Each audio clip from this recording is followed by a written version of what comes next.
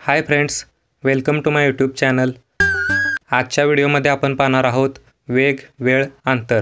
इंग्लिशमध्ये सांगायचे म्हणले तर स्पीड, टाइम, डिस्टन्स।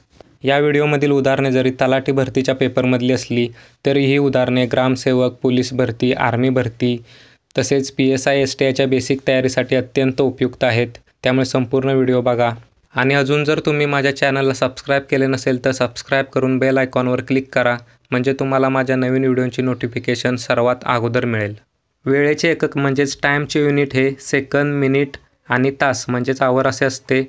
अंतरचे एकक म्हणजेच डिस्टन्सचे unit millimetre, centimetre, decimetre, metre, decametre, hectometre आणि किलोमीटर असे असते। वेगाचे एकक म्हणजेच स्पीडचे युनिट हे metre per second, kilometre per hour इत्यादी असते। हे कसे आले ते आपण वेगाच्या सूत्रावरून पाहणार आहोत। वेग काढायचे सूत्र आहे वेग बरोबर अंतर भागिले वेळ। इंग्लिशमध्ये म्हणायचं म्हणलं तर speed is equal to distance upon time. तर अंतराचे एकक आपण सुरुवातीला जसे पाहिले म्हणजेच millimetre, centimetre, decimetre, metre, decametre, hectometre आणि किलोमीटर असे आहेत। परंतु या टॉपिकमध्ये अंतराची फक्त मीटर आणि किलोमीटर ही दोनच एकके वापरली जातात। त्यामुळे मीटर आणि किलोमीटर बद्दलच आपण इथे चर्चा करणार आहोत। अंतराचे एकक जिथे मीटर असते तिथेच वेळेचे एकक सेकंद असते आणि अंतराचे एकक जिथे किलोमीटर असते तिथे वेळेचे एकक असते हावर म्हणजेच तास। त्यामुळे वेगाचे एकक तयार होते मीटर प्रति सेकंद किंवा किलोमीटर प्रति तास। त्यानंतर या चॅप्टरवरील सूत्र आपण पाहणार आहोत। पहिले सूत्र आहे वेग बरोबर अंतर भागिले वेळ। दुसरे सूत्र आहे वेळ बरोबर एकूण अंतर भागिले दोन गाड्यांच्या वेगांची बेरीज। तिसरे सूत्र आहे वेळ बरोबर वेळेतील फरक गुणिले पहिल्या गाडीचा वेग भागिले वेगातील फरक। चौथे सूत्र आहे अंतर बरोबर वेळ गुणिले वेगांचा लसावी। या चार सूत्रांचा वापर करून आपण वेळ, वेग, अंतर या चॅप्टरवरील सर्व गणिते सोडवणार आहोत। पहिले उदाहरण आपण पाहणार आहोत। एका गाडीचा वेग 15 मीटर प्रति सेकंद आहे, तर त्या गाडीचा ताशी वेग किती?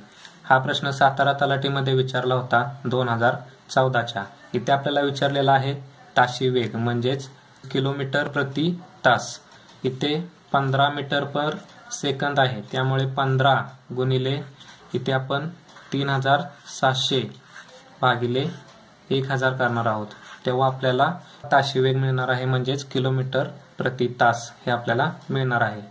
इथे आपण 15ला 3700 भागिले 1000 ने का गुणले? कारण इथे आपल्याला गणितामध्ये दिलेलं आहे 15 मीटर प्रति सेकंद, म्हणजे इथे समजा 15 भागिले 1 आहे आणि 15 मीटरचे किलोमीटर करताना भागिले 1000 करतो आणि समजा इथे 1 भागिले 3700 केले तर 1 सेकंदाचे तासामध्ये रूपांतर करण्यासाठी त्याला आपण भागिले 3700 करतो। इथे 1 भागिले 3700 जर आपण व्यस्त केले तर ते इकडे अंशामध्ये येते, त्यामुळे 15/1 गुणिले 3700 भागिले 1000 हे आपण केले।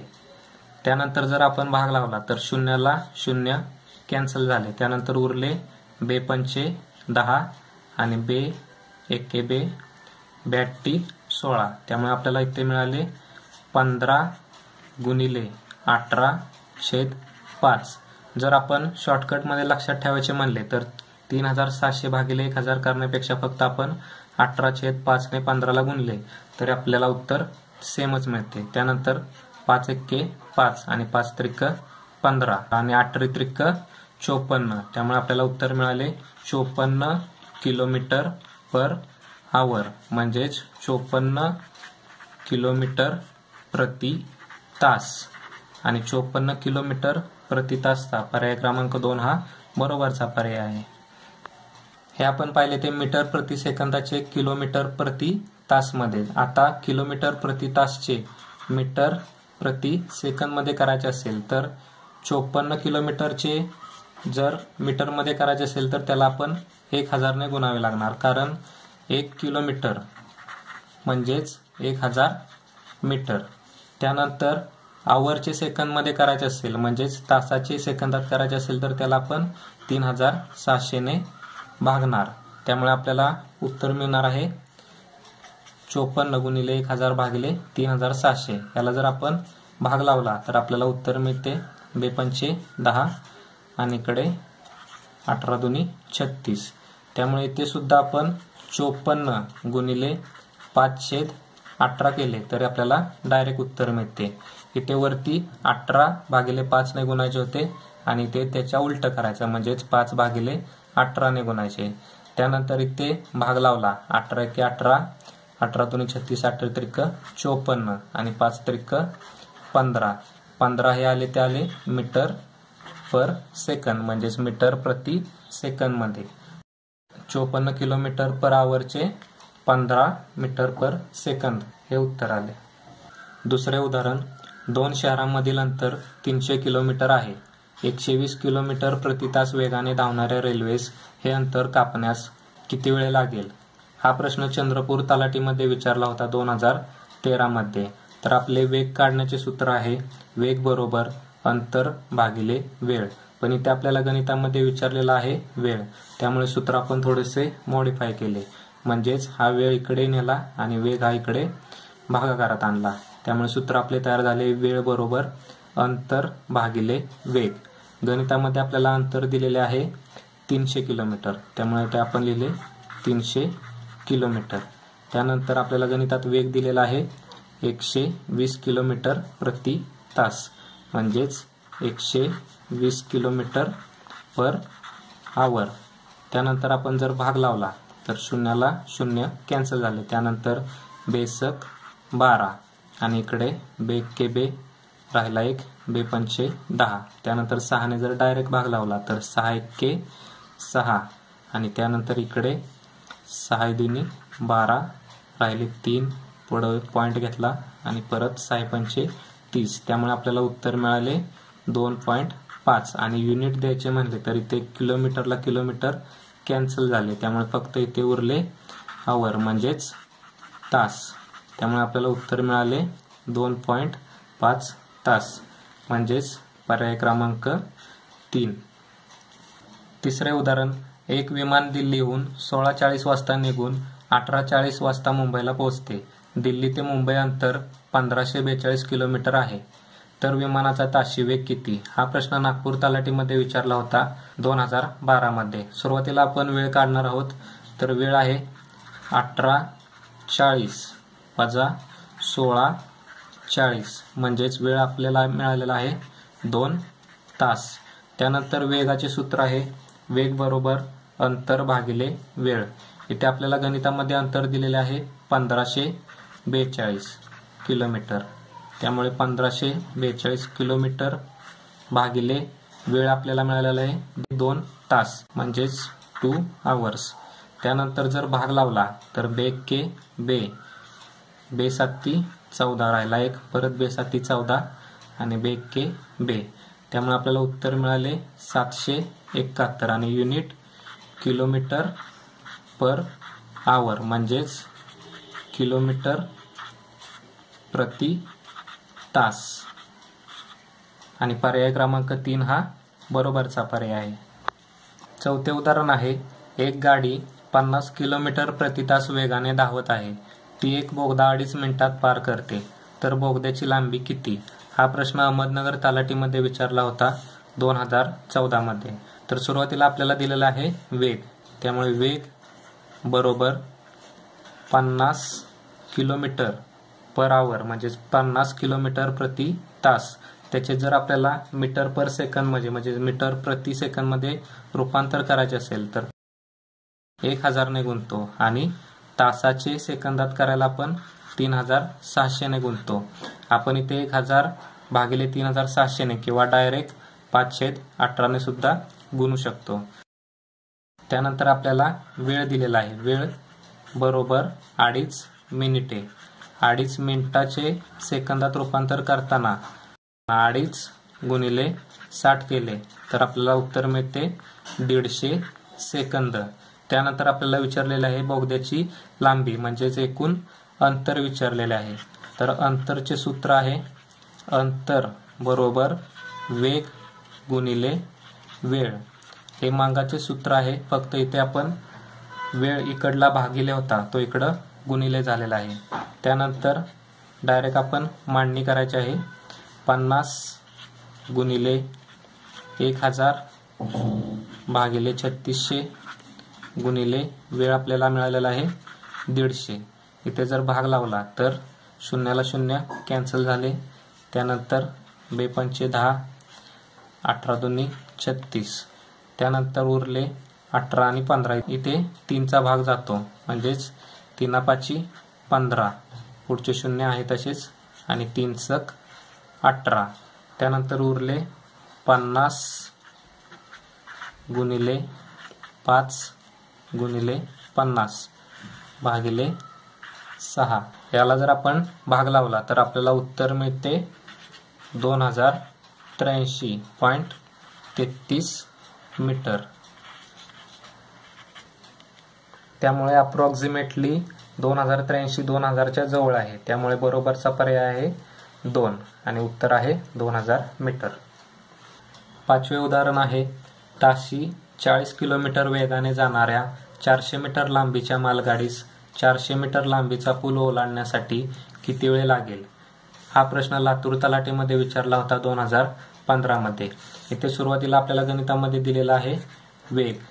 इथे वेग दिलेला आहे तो 40 किलोमीटर पर आवर म्हणजे 40 किलोमीटर प्रति तास मध्ये दिलेला आहे आणि अंतर जे दिलेलं आहे ते मीटर मध्ये दिलेले आहे. म्हणजेच अंतर बरोबर 400 मीटर लांबीची मालगाडी प्लस 400 मीटर लांबीचा पूल. त्यामुळे 400 अधिक 400 बरोबर 800 मीटर. हे मीटर मध्ये झाले आणि वेग आहे तो किलोमीटर मध्ये आहे. त्यामुळे त्याचे मीटर पर सेकंद मध्ये करण्यासाठी 40 किलोमीटरचे मीटर मध्ये करण्यासाठी गुणिले 1000 आणि तासाचे सेकंदामध्ये रूपांतर करण्यासाठी भागिले 3600.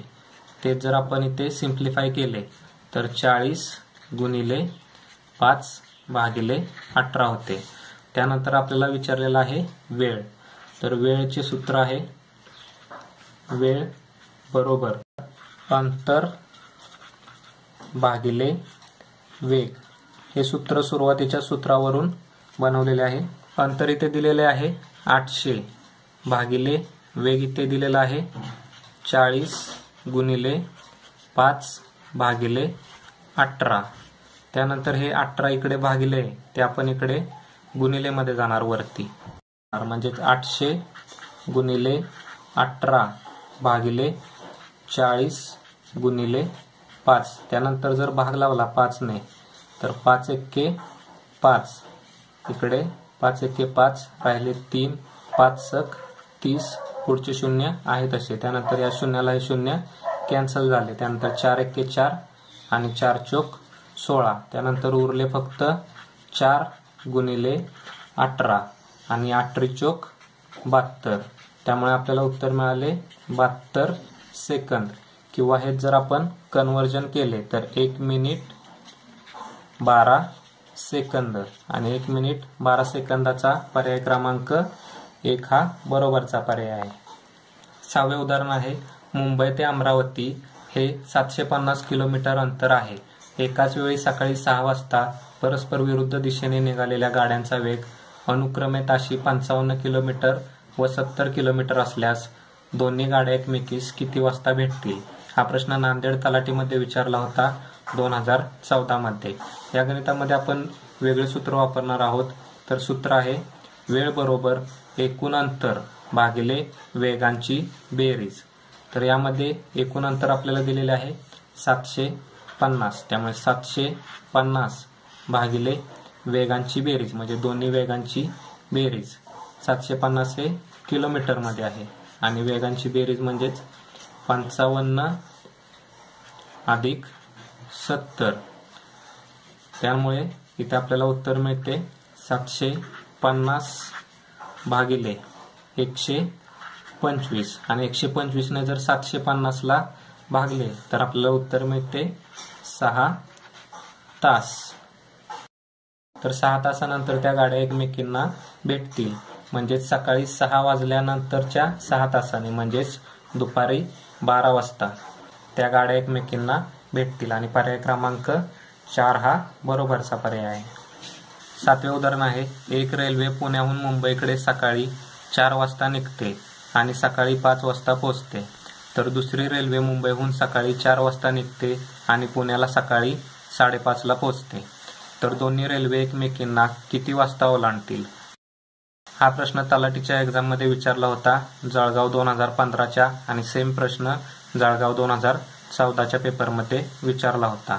इथे गणितामध्ये मुंबई ते पुणे हे अंतर दिलेले नाही, तर त्यामुळे सुरुवातीला आपण मुंबई ते पुणे हे अंतर अज्यूम करूया. म्हणजेच समजा मुंबई ते पुणे अंतर हे 60 किलोमीटर आहे. पहिली रेल्वे पुण्याहून मुंबईला 1 तासामध्ये येते, त्यामुळे पहिल्या रेल्वेचा वेग 60 किलोमीटर पर आवर असणार, म्हणजे 60 किलोमीटर प्रति तास असणार. आणि दुसऱ्या रेल्वेचा वेग असणार आहे तो, दुसऱ्या रेल्वेला मुंबईहून पुण्याला पोहोचण्यासाठी 1.5 तास लागतो, त्यामुळे दुसऱ्या रेल्वेचा वेग हा पहिल्या रेल्वेच्या वेगापेक्षा 1.5 पट कमी असणार आहे. त्यामुळे दुसऱ्या रेल्वेचा वेग बरोबर 60 भागिले 1.5 बरोबर 40 किलोमीटर प्रति तास असणार आहे. त्यानंतर आपण सूत्र वापरणार आहोत वेळ बरोबर अंतर भागिले वेगांची बेरीज. इथे अंतर आपण घेतलेले आहे 60 किलोमीटर आणि वेगांची बेरीज म्हणजेच 60 किलोमीटर अधिक 40 किलोमीटर, म्हणजे 60 अधिक 40. त्यामुळे आपल्याला उत्तर मिळाले 60 भागिले 60 अधिक 40 बरोबर 100 बरोबर. इथे जर आपण भाग लावला तर शून्याला शून्य कॅन्सल झाले. त्यानंतर छेदामध्ये एक शून्य आहे, ते जर आपण सोडवले तर डायरेक्ट आपल्याला उत्तर मिळाले 0.6 तास. त्यानंतर 0.6 तासाचे जर मिनिटामध्ये रूपांतर करायचे म्हणले तर 0.6 गुणिले 60 बरोबर 36 मिनिटे.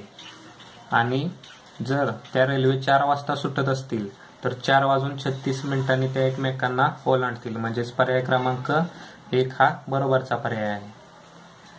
या व्हिडिओमध्ये आपण पहिल्या 2 सूत्रांवर आधारित एक्झाम्पल बघितले आहेत. पुढच्या 2 सूत्रांवरील उदाहरणे आपण पुढच्या व्हिडिओमध्ये पाहणार आहोत.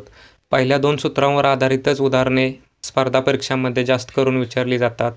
शेवटच्या 2 सूत्रावर आधारित उदाहरणे ही स्पर्धा परीक्षांमध्ये फार कमी विचारली जातात. त्यावर आधारित उदाहरणे आपण पुढच्या व्हिडिओमध्ये पाहणार आहोत.